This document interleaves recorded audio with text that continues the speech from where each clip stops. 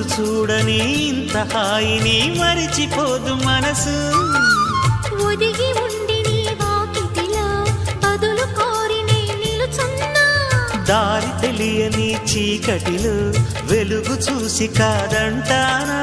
ఊరించి ఇది ఏ మాసం?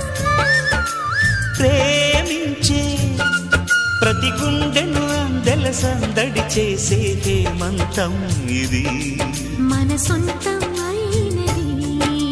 కిలకిల నవ్వే కోయిల కోసం వచ్చింది మధుమాసం. మిలమిల